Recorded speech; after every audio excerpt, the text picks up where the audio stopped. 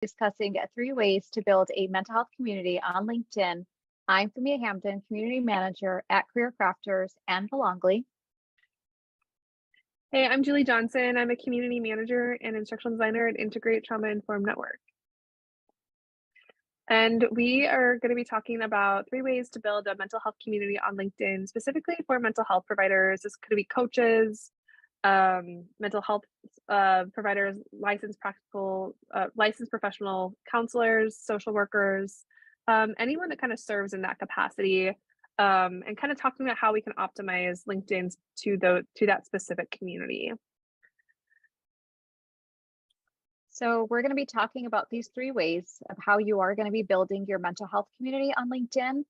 First, you'll be identifying the problem that you're looking to solve in the mental health sector. 2, you're going to be optimizing your LinkedIn profile, and we're going to give you ways to do that. And then thirdly, ways that you can connect with people on LinkedIn or off LinkedIn who share the same ethics, interests, and values that you also have as well. Yeah. So this might be a little bit different than maybe other presentations. This is kind of what we call in learning and development as a micro course. And this is an invitation. Obviously, you don't have to do it. I come from the trauma informed sector where things are like optional. Options are important. And Mhm. so one thing that I can invite you to do is there's a learner's guide that you can download and print off, or you can fill it in on an iDevice if you want to, or some sort of smart tablet as we go through. And you can kind of take the notes. It goes in order of this presentation. So feel free to start and stop the video and fill in the prompts that we're going through as we go through them. So I may not always prompt to write something down, but just know you're free to start or stop and work through that worksheet as we move through the content. So the big things we're kind of offering today, the learning opportunities today, is to increase an awareness of the benefit of personal branding on LinkedIn, specifically for mental health therapists, and analyze current best practices in personal branding on LinkedIn. So while we're talking about mental health, if you're like watching this and you're like, I'm a coach or I'm a yoga teacher, this still pertains to you. So Mhm. while we're talking about mental health, like this is for any brand. So just an FYI.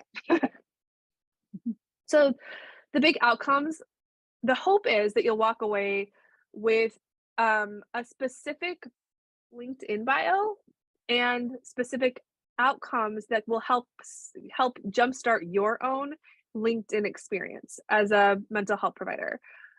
We know that the workplace right now is full of layoffs. We know that there are lots of mental health issues with workplace bullying. So we know that the mental health space is really important. It's always been important, but even more so right Mhm. now as we venture through these different kind of varying degrees of toxicities and kind of the shadow side of the workplace that we're kind of working with. So mental wellness and mental health is really important. It's been important in content development that I've been looking at, and it's been important throughout COVID, right? So we really want to make sure that you all are optimizing your LinkedIn profiles so you can really reach those people and reach your ideal clients to help support them. Okay. So who am I? So again, I'm Julie Johnson. So I help mental health professionals find trauma focused resources and referrals that increases the qualities of care for their clients at Integrate Network. That's my statement. That's maybe not the statement right now on my LinkedIn, but like if I were but that is a statement that you might see on my LinkedIn maybe in the future. You never know. But it talks about the problem that I'm solving a lots of times within LinkedIn. So, Mhm. how did I get here, right? Like, how did I get to this point of being a problem solver for trauma informed stuff? Well, I've been through a lot of workplace trauma, and so specifically in the education world. So my first year teaching, um, I was like 23, 24, and I was doing student teaching, and I had a very unsupportive uh, mentor teacher. And she tried to get me fired several times. There was lots of triangulation trying to get me to like people to hate me in the workplace, you know? Mm, And my boss at the time, we did do one mediation, but it was very, it was cited towards my mentor teacher. It was a little bit gaslighty. mm, And I remember in that situation that I wished, knowing what I know now, going through some of my own mental health struggles and just being around and community managing integrate trauma informed network for the last 8 years, um, you know, I really wished I had had that. I had had like therapists around me, or even the influence of like understanding what a healthy workplace looked like, that could help me sort of understand what was happening, because there was no language for, that was 2007, 8. So, you know, there really wasn't a conversation really around workplace bullying back then. But I wish that I had been able to, or it was still super taboo. Let's put it that way. I wish that I mhm. had had some understanding of what I was going through, and so that's kind of how I kind of look at when I think of like inspiring more mental health professionals to get on LinkedIn. I think of, man, I, that part of me, that part of my story, I really wish that I had more people that were in kind of the workspaces talking through some of these more psychological issues that happen in workplace, especially when there's workplace bullying, which is still abuse, by the way. So that's a little bit of my story and kind of how I got to where I am here. Julie, there were parts of that that I didn't know about you. Just hearing the mental health aspect and how it affected you really just, triggered pieces that I had gone through, and I'll get to that. So, hi everyone, I'm Famia, community manager for Career Crafters and Belongly.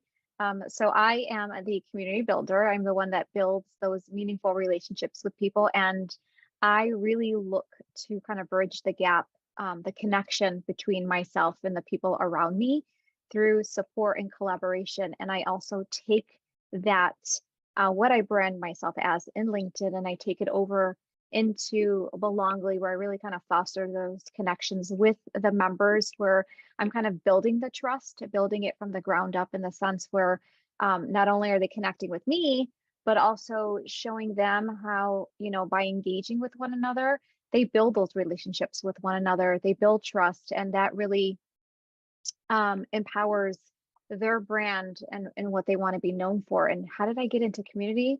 Almost similar to what Julie had said. I was a teacher for over 10 years. I ended up leaving and transitioning into community management. I was in a very toxic work environment. My mental health was greatly affected. And there's a story of mine that I have yet to share, but maybe down the road. But here's a little bit about it. I was shamed in a community before. So to me, when I talk about community and I talk about empowerment and how to really just drive and, have that passion for what I'm doing, it stems back from being an outcast, really kind of pushed and kind of ignored and isolated.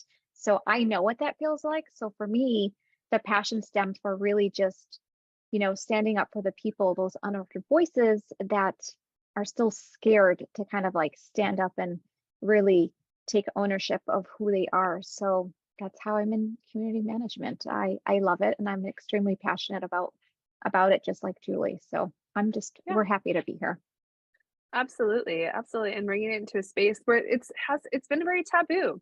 You know, I think something to note, you know, as we go into talking about LinkedIn, I mean, I will get to this. This is actually a good segue to that. Is, Mhm, for the longest time, you know, LinkedIn was seen as this like space where you just kind of put your resume, like a digital mhm. resume. Um, I have my words about it. would you say that's what you were gonna say? Well, because when we talk about mental health, it was such a taboo topic. Yeah, Like when I was in my toxic work environments, I wish I had access to resources. And for those listening, believe it or not, I actually had asked for help, and I was kind of like shoved to the side and neglected. But yeah, it was just kind of patted on the arm, like, you're fine, you're okay. And I'm like, I'm not okay, So there was never the piece of how are you feeling? How are you really doing? There right. was nothing about how is your mental health. I still think about it and it still gets me. And I just feel like this is a topic that needs to be discussed more and more, because mental health is health. and it should be spoken about. Absolutely. Yeah. And so it absolutely, and I think that, there's, at least in my feed, it's talked about a lot more. Just by the segue of what we're talking about, I naturally get those like conversations because of the algorithm. So it seems pretty populated in my world. I know that's not everyone's, but Mhm. it's becoming more commonplace, to kind of discuss, mental health issues. Now I realize there's lots of issues with like disclosing that for like just for what's the word I'm looking for, bias, and Mhm. you know kind of the fears of people judging you, and with some disability aspects of that. So Mhm. disclosure is always something that's you have to take into consideration. So Mhm. but with that comes a space where we need kind of the leaders in the field to be able to come step up, and we would love to hear more often the ones that are on LinkedIn. Man, I learned so much from clinicians that are on there, not even Mhm. clinicians, some of the trauma informed life coaches that are on there.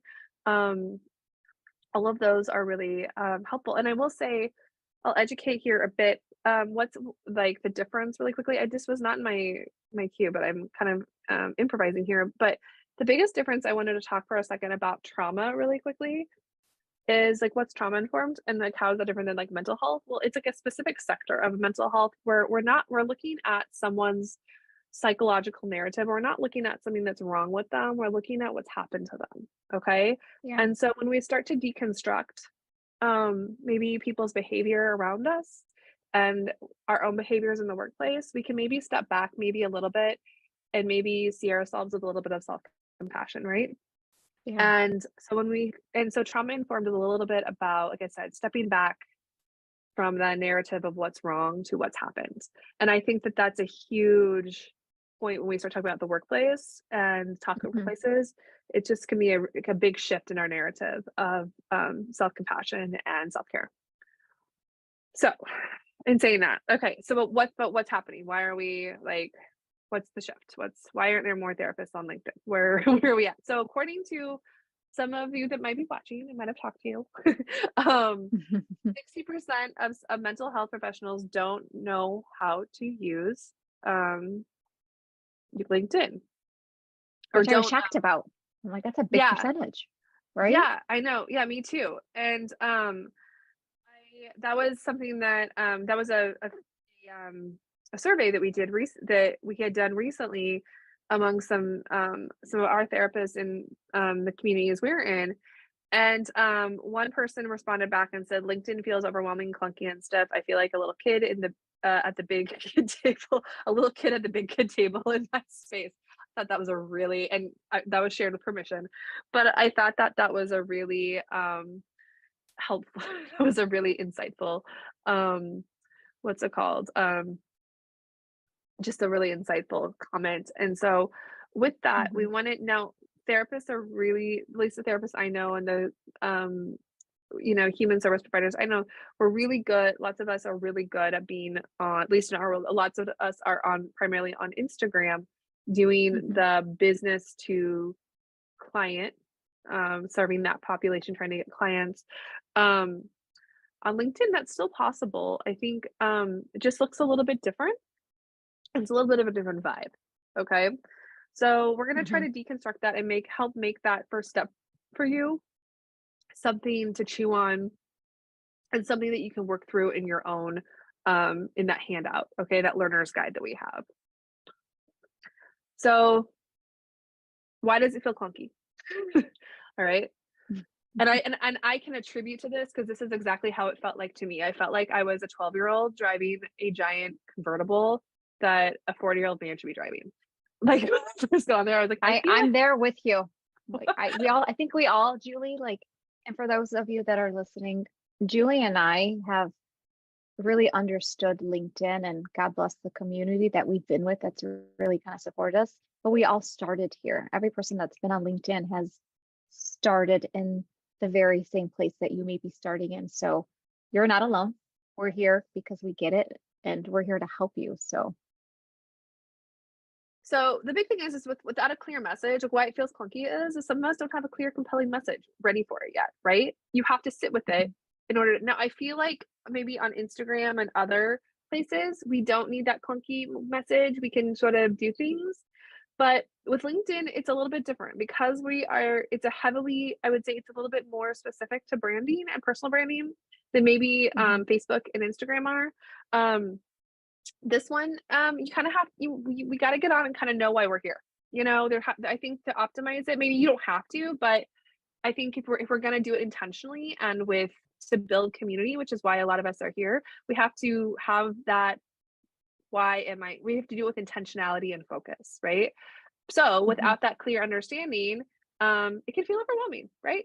So, but when we clarify that message and take the steps we're about to talk about, your community will grow, right? It will grow because you have a clear path forward. And with intention, in yoga, we say where energy goes, awareness flows. Okay. So I think that that's true for LinkedIn too. All right. So number one, what's the first thing we're talking about, right? We're talking about the first thing we're going to take. So this is number one on the learner's guide. So the first thing we got to do is we got to identify the problem you're solving within the mental health sector. Okay. So the first thing we're going to ask is, who do you serve? Okay. So think about this. Feel free to pause me. Okay. After I go through this and take time to work through that worksheet. But we're going to identify the following. One, identify who you want to work with. Are you doing B2C, which just means business to clients? There are people on there that do that. Are you working with other therapists, organizations, or companies? So identify who you're working with. And then what are your skills? Elaborate on your areas of expertise. What makes you really unique? Okay. What are your skills? And then what sets you apart from your peers? I am an instructional designer, which is what my primary brand is, primary and secondary brands these days. But what makes me unique is that I also have a huge background in accessibility and digital accessibility. So I can wrap those two together. A lot of instructional designers don't have that. So I bring my accessibility background to the table when we have to start talking about creating, accessible platforms and LMSs.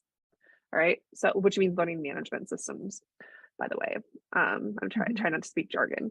Anyway, but that's my specialty. So some of you might be somatic therapists. Some of you might, you work with the body, which is like very common in trauma therapies. Some of you are yoga therapists and mental health therapists. Okay, that would be something that would set you apart from maybe the other people on LinkedIn. Okay, so some of you might work specifically with trauma. Some of you might work specifically with domestic violence. Okay, so specify that and notice what sets you apart. Or maybe it's the way that you work with someone. Maybe you're all about self-compassion and you've gone through some sort of self-compassion training. Another person that I work with, Katie Kurtz, she does trauma-informed space holding. That's kind of her thing. That's what sets her apart. She's a coach, so that's what sets her apart from maybe others, is that's what she kind of specializes in. That's what she built her courses on. So think through those things, okay? And then after you go through that process, think about how people have benefited from your skills.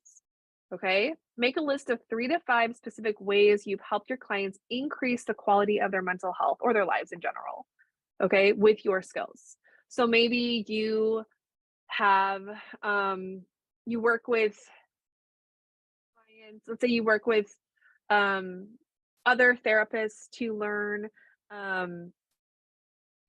mindfulness skills, okay? And that's your skill. And that you want other therapists to learn mindfulness skills that they can take to their clients, okay? Or that would be ways that maybe you've gotten that clients have, or your other therapists have told you that their clients have benefited from the practices you have coached them on. That would be an example, okay? Or maybe you do B2C, okay, which means you're working with clients. Talk about specific ways maybe your clients have benefited from self-compassion or affirmation cards maybe you wrote, or something like that. It can be a product you've created, it can be meditations, it can be a form of therapy. Trying to think of another example. Candace Cox is a therapist on Integrate. She has a whole entire curriculum called Chaos Mindset, which means keep healing and overcoming struggles. It's so cool. And Mhm. and she has she has ways, and she has like little bits. Obviously, you don't want to tell the client stories, but she'll say things like, 5 out of 6 of my clients, benefited from the character stories that we've written for them that she uses in her practice. So those kinds of little sort of percentages, those data, let's say, drives it, right? And it doesn't have to be like always percent or qualitative, but just kind of knowing how is going to be helpful. Okay. Like my line doesn't necessarily have numbers, but understanding what has helped your clients will be helpful. But I will say, if you do have data, it is helpful. If you do have those percentages, it is helpful when we start getting into LinkedIn, for sure. And that was even coming from a coach that said that. That was coming from Clay from Career Crafters. Really? I love Yeah. Clay. He I was miss like, him. data matters. And I was like, all right. So if you can get your impact into a quantitative, I realize this is kind of going off, but if you can get into a quantitative, like I've increased, if you've had like some feedback from clients or even testimonials, you got like 4 out of 5 positive, you got like 4 positive, you could say 99%, increase of, out of 4, out of 4 out of 4 clients, what I mean? Like you can pull data just from like little Mhm. like testimonials, so data doesn't have to be complicated to get. So, Mm-mm. And feedback is good too, Julie. I think, it's important because you know what's working for members and you know what's not. And it helps you refine, enhance, and improve what it is that you're working on. So I always say feedback matters because you want to know if it's working, if it's not working, and asking to make sure, I think, is important. So number 2, right? This is the optimize your LinkedIn profile. Some of you might be reading that like, ooh, I may not be ready for that. It does. I just want to say something before I get into the pieces. You do have to be kind and gracious, or, lead with grace when you're going through this, because it does take work. The steps that Julie and I talk to you about is not a one-time do it today type deal. When I optimize my LinkedIn profile, I literally chunked it in pieces throughout the course of 2 weeks, because you want, right, quality. You want to make sure that it speaks to you, it speaks to your brand and what you want to be known for. So through the pieces that we go through, take your time on them. It's not a marathon. I'm sorry, it's not a race, it's a marathon. That's what Caitlin Richards always told us, but really just making sure that you take your time. So optimizing your LinkedIn profile. So we're going to take you through that and the steps that you can take.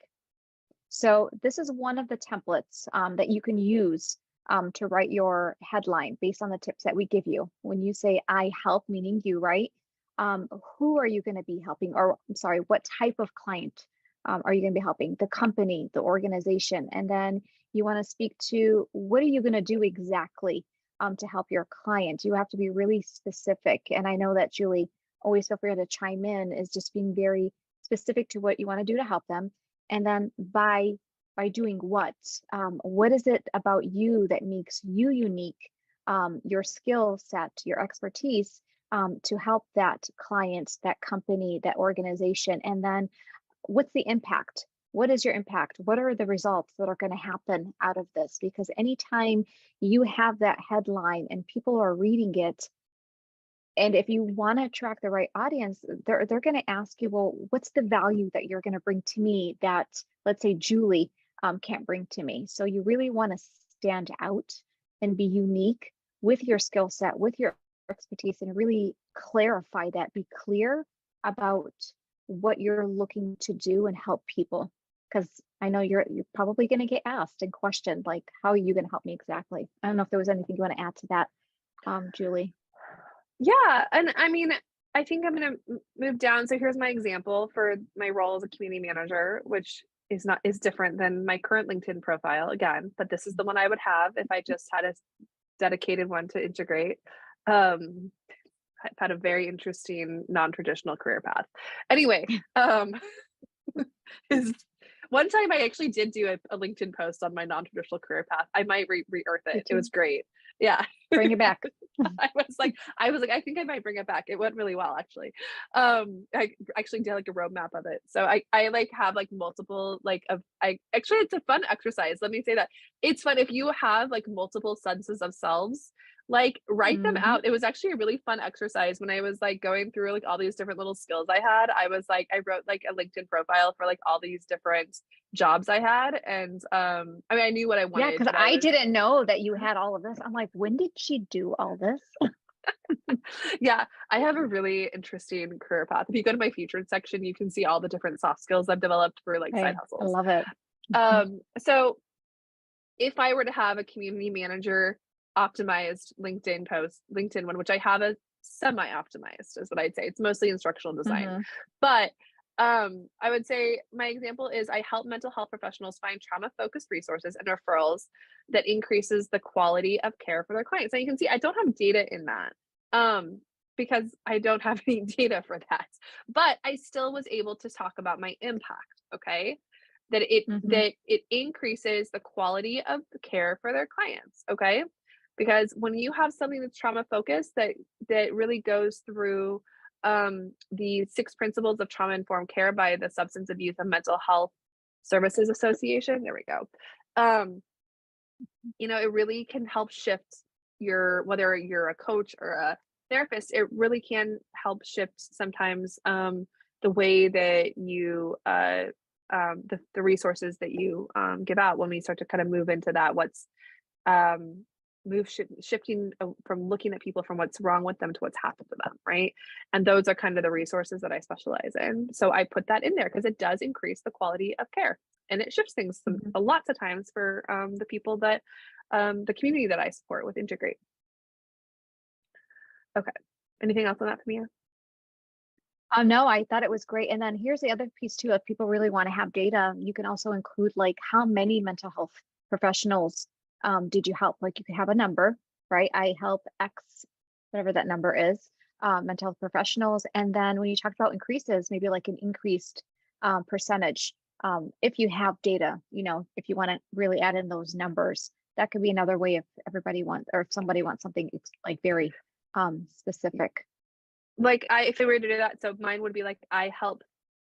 So it would be like about 30 mental health professionals find trauma-focused resources and referrals that increases the quality of care for their, let's just say Clients by let's say 50%, right? So that would be, I mean, those are arbitrary numbers, don't lie, but like figure out ways to get the data that makes sense. But that would be like one way that I would shift the wording. Okay. Cool beans. Okay. All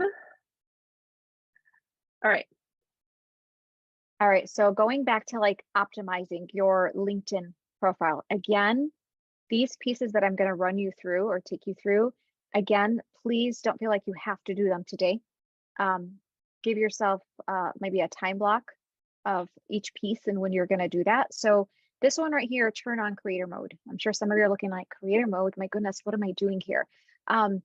I have to say that when I turned on creator mode, a lot of my audience members that I was attracting came to my profile because of this very piece. You will find on your LinkedIn profile that it's actually located in the resource section of LinkedIn. And Caitlin Richards, who is phenomenal, our personal brand strategist that Julie also knows, she has helped us, right? So these steps that we take you have also been steps that we have taken as well to help build our brand and continue to grow it.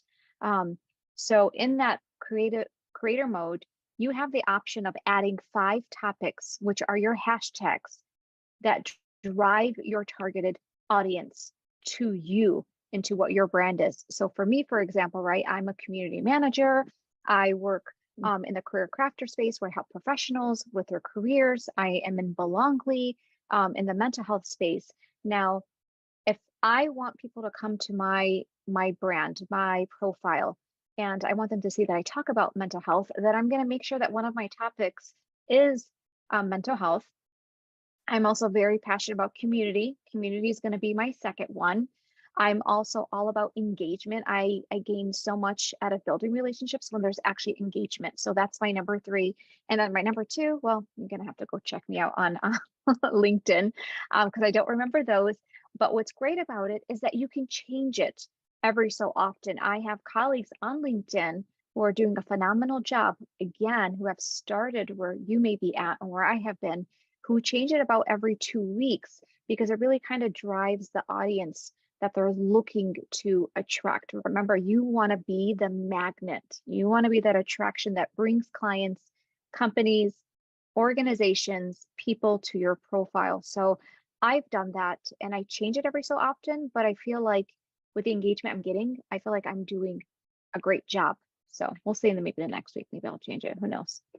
I Just didn't know remind you me, could Julie. change. I did not know you could change that. I like thought it was just set in stone. And because I was looking at those, because here's the deal. Okay. Like I started out, even within my same realm, I have started out Mhm. looking one way and I have changed at least my content approach about 7 times. I didn't realize you could change the hashtags.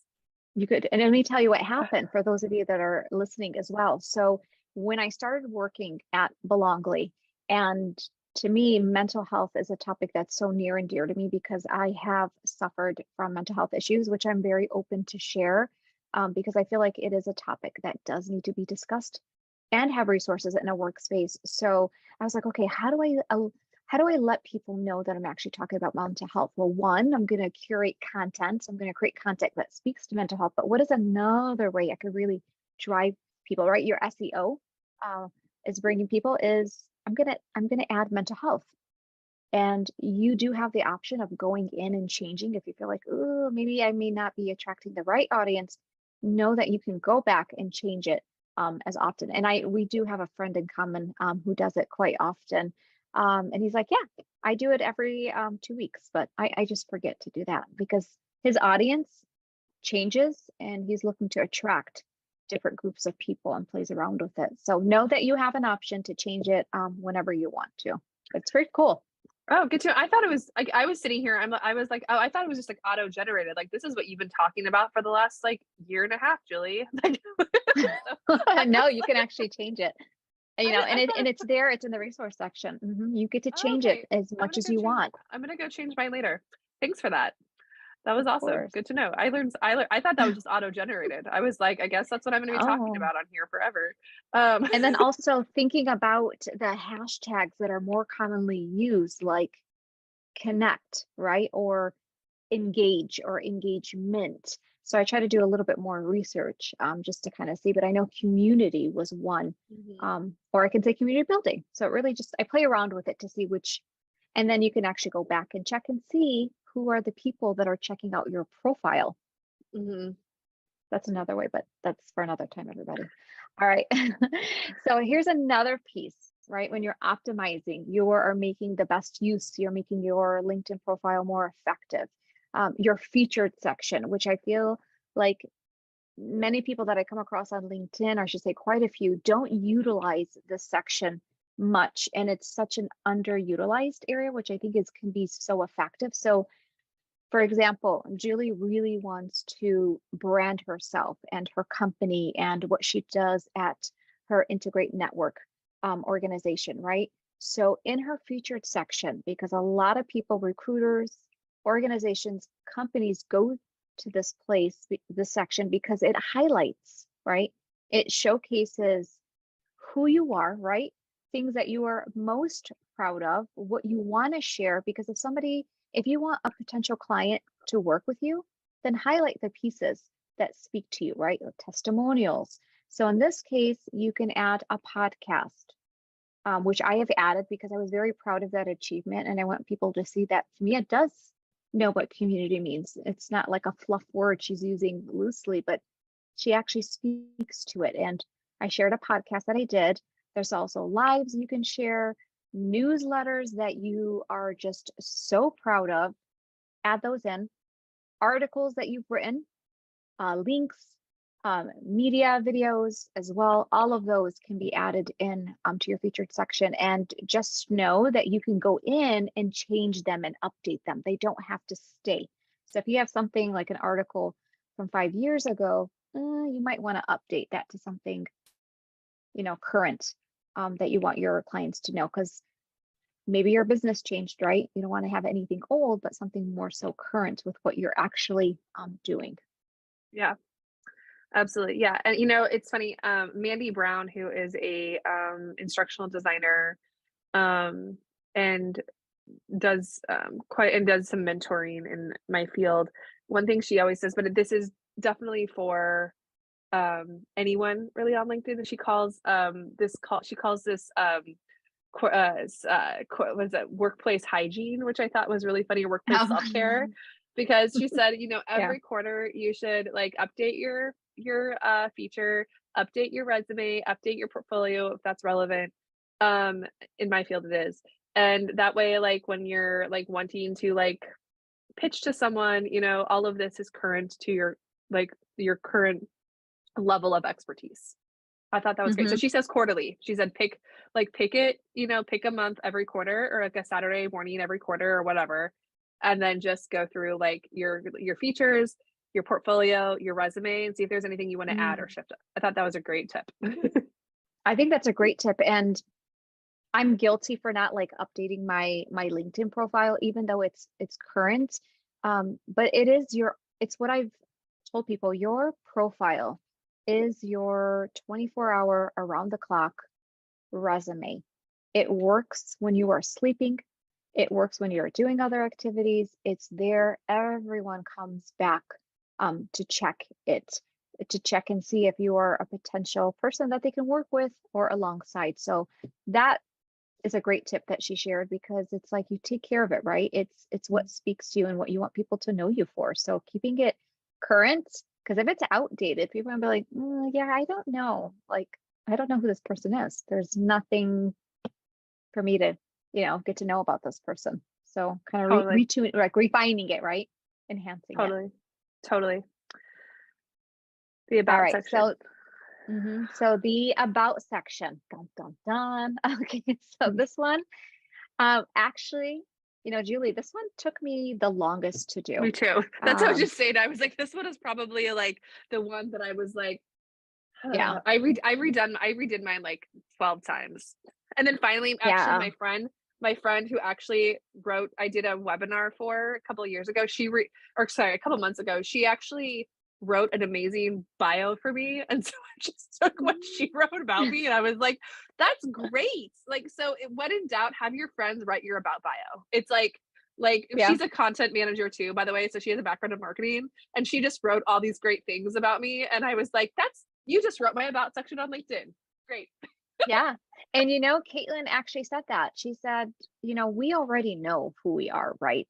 But sometimes we kind of get that writer's block, idea block, whatever you want to call it. And we're like, man, what do I really stand for? So they always say, talk to the people that are most closest to you and ask them, what do you think about me? What comes to mind? What are 3 words that come to mind? And some people might say compassionate, community builder, relationship builder, you name it. So you kind of take a note of that and sit with that. But then when you are coming into this about section, it actually took me a few days to write, because I would go back and fine tune. I did not get this done in a day. I just had to break it into pieces. So when you're creating this about section, first and foremost, you really have to be very clear about what you want to be known for.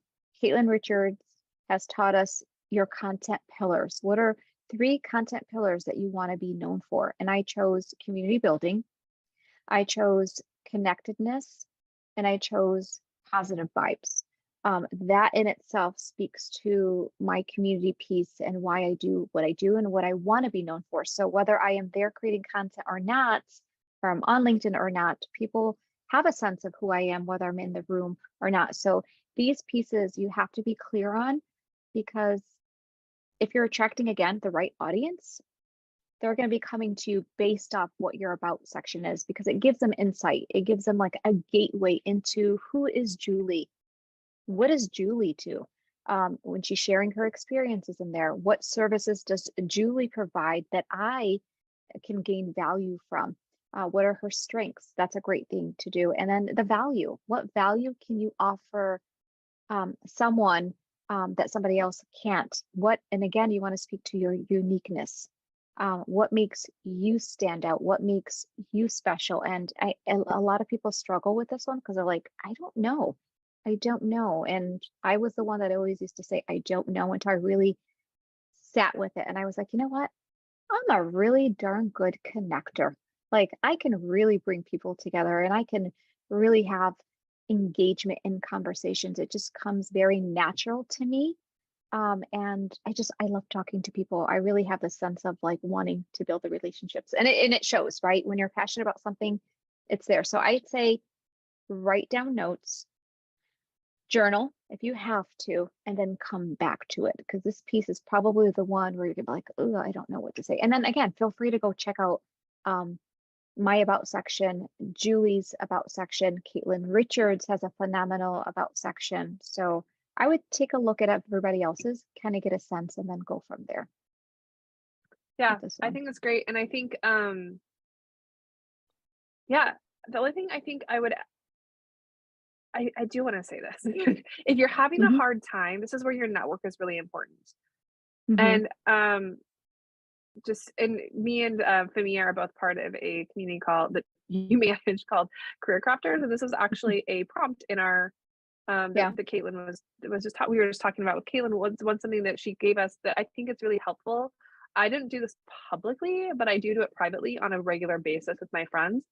Is if you're having a hard time with the about section,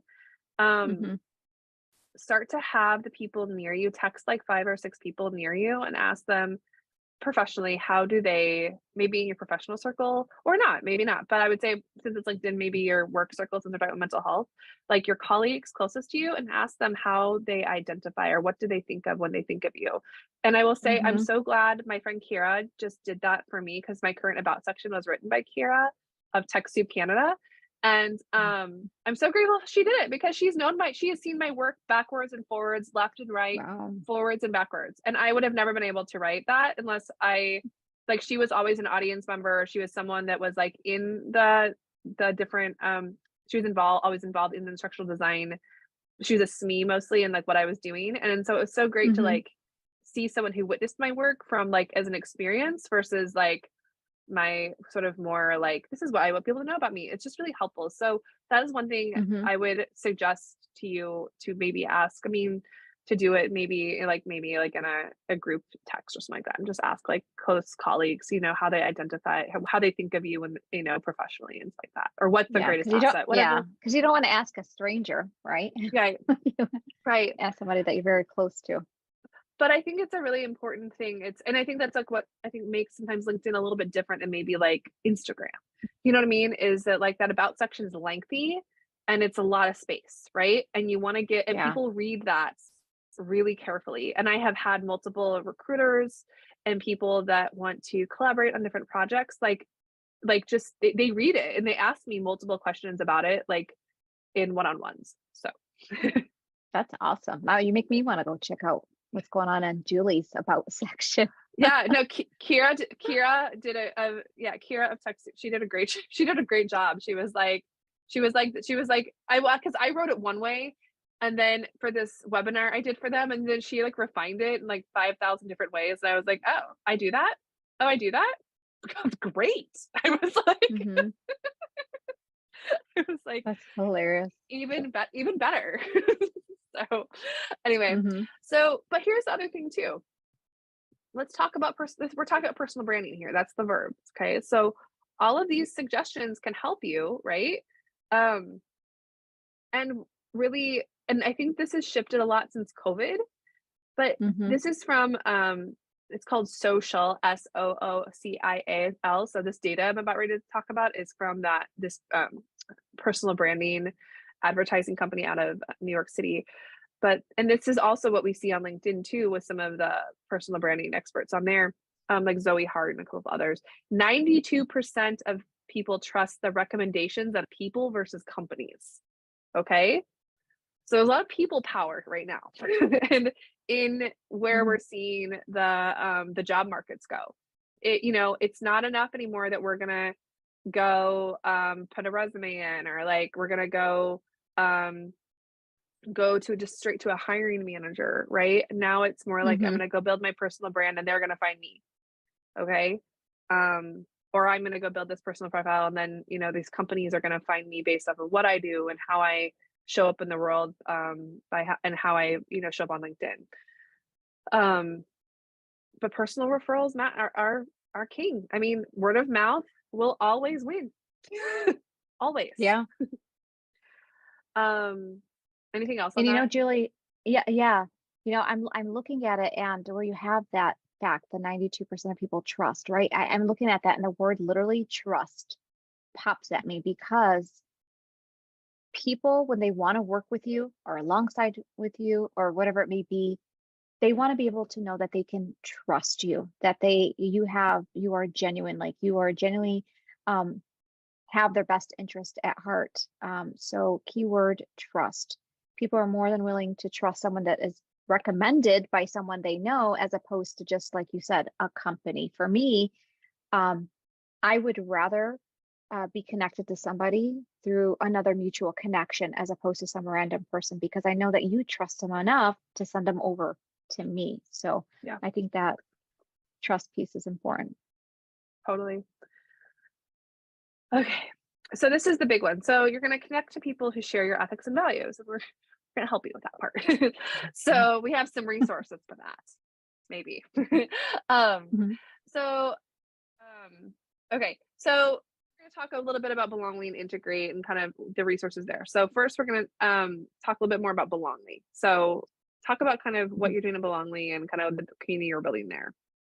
Yeah. So people are probably wondering, Belongly, what exactly is that? So Belongly is a community space. It's a mental health space for professionals where they are able to go into a very warm and inviting, safe space where they can connect and really collaborate with one another, but more importantly, be supported through referrals. And if that's what you're looking for, then you belong here. So we would definitely love for you to join us. And also the referral piece, which is one of our bigger pieces, is it's connecting therapists who are seeking referrals, okay, with therapists who are accepting patients. So we kind of want to alleviate the stress that goes through that, because mental health therapists, they like teachers, right? We want to take on all these students, but we're realizing our caseload is so heavy, we need to ask for help. So mental health therapists, they take on so many patients and realize, oh, maybe I may not be able to take all of my patients, so they can actually come through, refer those patients to someone else who can take them on, and accept them. So it kind of alleviates their load, as well, which is, it's nice. It's like, going hand in hand. It's a win-win situation, for everyone all around. So what I do as a community manager, right, is I go in and I build these relationships with the mental health therapists, with myself, but also I'm trying to bridge the gap, the connection gap between them by creating relatable content, that speaks to them, like self-care, boundaries, reminders that they also need, because they're busy helping patients, right? But who is helping the mental health therapist, right? I actually did a lot of research on who's helping the mental therapist. I didn't get a lot of resources, and it shocked me. I was like, where is who's helping them? So I go in by creating this content in hopes of increasing the engagement, between myself and them, but also with each other. Yeah, no, it's super important. Yeah, and talk a little bit more about like what's inside Yeah. that So, community. Did you go through that a so little bit? within, You discussed. yeah. So with the Belongly resources, again, I talked about the referral piece. Again, it's the therapist when they're seeking referrals, they're connected with, therapists that are accepting patients. The therapists that are in the space, the professionals, they're actually able to create their own articles, right? And then it goes through a process where when it is kind of sent through a portal, their piece is actually published on our blog. And what's great about that is, and again, it says it right there, it's a great way for them to boost up their profile. It's read by a lot of members. And it also is like another way for them to market themselves which really creates great SEO for their website, and it just attracts people to their profile. It attracts members to kind of want to get to know who they are, and referring patients and so forth. And then we do have free resources that they can download that they have access to. And what's also great is the professionals in that space can actually host PDs, professional developments, where they have like peer-to-peer mentorship. They're sharing insight, knowledge with one another. And then soon they're going to be launching consultation groups, which I think is pretty awesome that they can do as well. Cool. That's exciting. Mm-hmm. And to join, just out of curiosity, do they just go to the website and sign up for the subscription? Yeah. So it is free. Joining in Belongly is free. It's a very safe and secure space just because of the patient information. So you do need a license number and whatnot to gain through it. And once you do have access to all of these resources for free. Cool. So you do need to be a licensed and they get connected with me. So like, yeah. All right. So integrate trauma-informed network. So we're a little bit different, but it's kind of along the same vibe. So we're creating trauma-informed learning experiences that empowers human service providers and nurtures survivors. So we're doing B2C and B2B. So we're doing it both.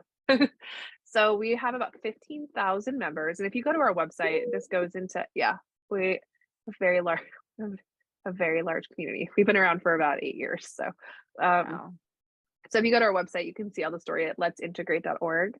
You can kind of read the history a little bit, but so we start, so the big thing that Integrate does, and I'm a co-founder of it. I was co-founded with Anu French here.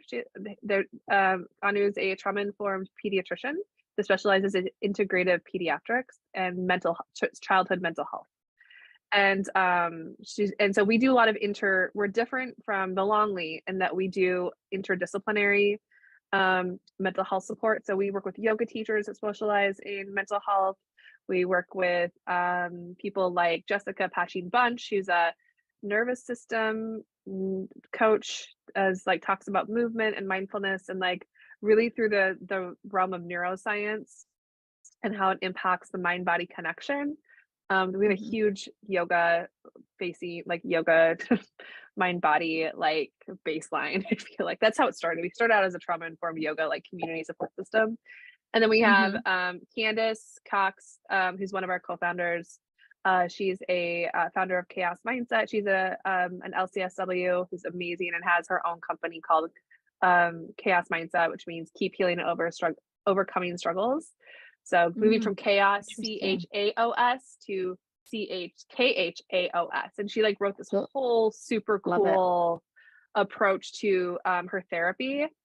And then we have Selena, who's worked with us. She used to work within the Trauma Informed Yoga program I used to work within the school. And she used to work with us on just trauma-informed advocacy and just organizational development. So it's been a group process. It's definitely been a grassroots. We are definitely a grassroots group. We just really came together because it was the right thing to do. Working in under-resourced, we all have worked in under-resourced communities throughout the entire United States. So we just really created this platform to kind of help train and connect to others that are working from that trauma-focused lens. So anyway, so that's kind of us, but generally what we do now is we're really focusing on that community building, because community building has really been what our platform is good at. And people love when all of us come together, whether it's like for an online conference. I think just seeing all of us together, because we're not always together all the time on the screen, but people see us in different ways. People get really excited, right? And like we decided that, this is one of the reasons why we're building on LinkedIn, is that was our brand. That's what Integrate was really good at. We're really good at bringing these interdisciplinary therapists together to create these training and these workshops together. So we have a blog, we have a podcast, and then we do free webinars like this. We have one coming up on integrative nutrition. That's going to be, and we talk about like the history of trauma and nutrition, which is lengthy, which is a very luckily we have really great dietitians and we have MDs to help break that up. So anyway, so you can follow us. You can just go to our events page on our website, and that's where all of our stuff is. So that is us in a nutshell. Anyway, so that's why I said learning experiences. So because we do have courses, and then we Mhm. do have these like one-stop like consultate. They be like what you would call consultation circles on specific topics. So and on that note, I think it's important to talk about a little bit more about personal branding. Why are we doing this again? Right? Mhm. It takes 5 to 7 impressions for people to remember your brand. I have to get in front Yeah. of every person 5 to 7 times for them to remember Yeah. me. Okay. So, and then if recruiters are in your future or are in within your thing, 77% of recruiters use LinkedIn to scope for potential candidates. I had no idea about that, by the way, until like a year and a half ago. I No idea. didn't about the 77% or just the recruiters in itself. I didn't know recruiters were on. I didn't even know recruiters were on LinkedIn. They are. They actually have a different, I'm not going to say platform. They do. They have their own recruiter LinkedIn version. Yeah, Like they an do. intro. I'm like, oh, I was like, oh wow, interesting. I was Yeah. like, I want They, to see that. I didn't know that until I was on this journey of LinkedIn that I'm currently on. And so Hmm. versus my 2009 version, which was just my whatever, my resume at the time with a not optimized LinkedIn profile. So That's why optimizing that LinkedIn profile is literally your ongoing resume. It's how I got opportunities brought to me. I never thought I would be doing voiceover work, but it was through a connection in a community of mine. And then I'm assuming the company came through and also checked out my profile because you can see that there are recruiters if you're looking at the impressions or who's checking out my profile. yeah. They come in and they want to look like, who are you? Like, what are you known for? Like, if I'm going to bring you into my company, I want to get a sense of who you are. So that's why it's really important to make sure your LinkedIn profile is updated, and you optimize it because they don't want anything old. They need current, new information. It's a must. They do. I actually had a recruiter the other day who was recruiting me for a job that Really? and he asked me, he said, is everything on your resume current? And I said, or on your Ah, LinkedIn see? current? I was like, I said within like 6 weeks. And he was like, okay, that's still current. I was like, I don't know what Yeah. current means anymore, but I was like, Can you give me a number? Okay. I was like, that's about as current as it gets. I was like, it's about 6 weeks. I have to have a little bit of time to work, my friend.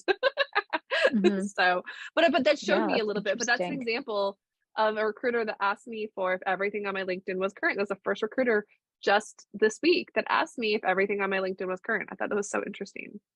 And Caitlin, for those of you who don't know her, Caitlin Richards, she actually was a former recruiter, um, now a personal brand strategist, which is sought out by LinkedIn quite a few times. But she said it. She's like, you have to keep it updated, because it's so important. They want to make sure that everything is up to speed, and nothing is old, but that it, like you said, that it's current because they look at it. Resume and all that stuff, it seems to be an old thing now. It's Yeah. literally a LinkedIn profile. Do you have a LinkedIn profile? People have asked me that. Do you have one? I'm like, that was in the past. I'm like, no, should I? They're like, you might want to update that. I know. So yeah, so I thought that was really interesting. I've always heard gotten a resume, but that was the first time someone asked me for if my everything on my LinkedIn profile was updated. I was like it's interesting I'm getting this because I'm doing a talk on this. Um, Hmm. okay, so let's pause for a second before we go to this. So if you've been following along on your learning guide, feel free to pause and catch up, go through those prompts, take some water, kind of go through. Maybe you want to make your own next steps before you listen to ours. Okay. Maybe do your own authentic. What's your next steps on that sheet? And then maybe you come back to this later. Okay. Our recommended next steps. So, Hmm. but go through that sheet, go through those prompts, really take some time in that learning guide and, kind of see where you go, right? How does it, how do things show up for you? Right. So, but we're going to continue to go on. So the next step, so connect with our growing network of therapists who are looking to build their LinkedIn system of community care, right? We all take care of each Mhm. other, right? We all take care of each other. I mean, I think more than I was just talking to another one of our SME